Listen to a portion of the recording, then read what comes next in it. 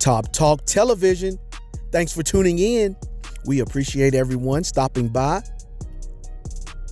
Next up, the latest and greatest for all the hot topics. Top Talk Television. Hey, we appreciate if you go ahead and hit that subscribe button. We also appreciate it if you hit that like button as well. Okay, here we go. Jon Jones, Dana White. Woo-wee! Things are heating up in the UFC MMA scene, ladies and gentlemen. Pay close attention to how Jon Jones responds to the whole situation here relative to Dana White, UFC, and his next fight. Run the risk of someone making a name off of me. Shogun had to fight Jon Jones back in the day. Rampage had to fight Jon Jones back in the day. Those guys were big names that fought him as the young guy that was the champion, and he made a name off of all those legends so that by the time I got to him, he was a legend. Look, Jon Jones isn't afraid of Tom Aspinall. I wish people would stop saying that. He is not afraid of that guy. He's not afraid of anyone. Question is, will Jones give him an opportunity? I don't know. I would believe that he's negotiating publicly, trying to get more money, make the UFC go, I need this fight because you guys want it so bad, and they give him a number that he can't refuse. I refuse to believe that a guy like that is afraid to fight another man. Hell, I'm not even training and I'm still not afraid of these dudes. Because why would you be when you have the skills that we have? It's crazy. So that was a little interesting piece about what Daniel Cormier had to say about it. Now let's check out what Dana White has to say about the situation. Pay close attention. Can't just want to do a fun fight and not fight the interim heavyweight champion. It's his obligation to give it to the younger guy, to give him that opportunity. And if he beats Tom Aspinall, then yes, I would do the Alex Pereira fight. It seems to be a lot of jockeying for position, a lot of negotiations going on in public. I love it. Interesting. Uh-oh. Let's see what my man Jon Jones has to say about it now. Here we go.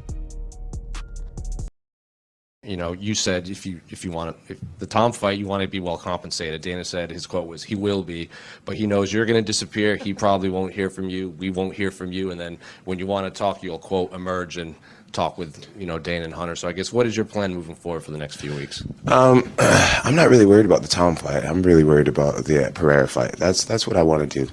That's what I want to do. And I think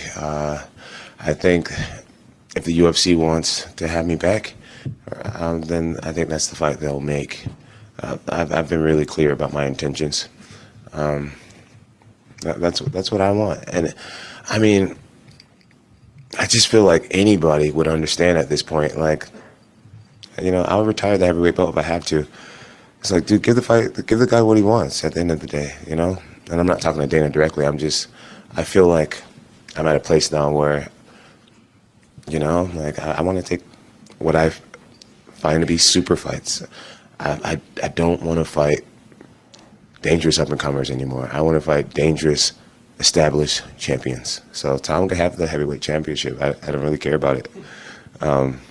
That my value doesn't lie in belts anymore. I've created something much bigger. I want Pereira.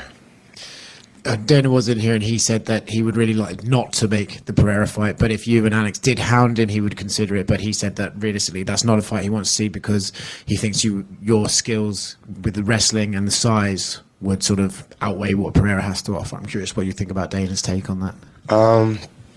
Man, styles mix matchups, and I'm sure Pereira's knocked out many heavyweights in his day. I mean, he has a knockout power that transcends, like, it's bigger than weight. Pereira's special, and for me, it'd just be worth my while fighting against Pereira. People can call me a duck and a chicken.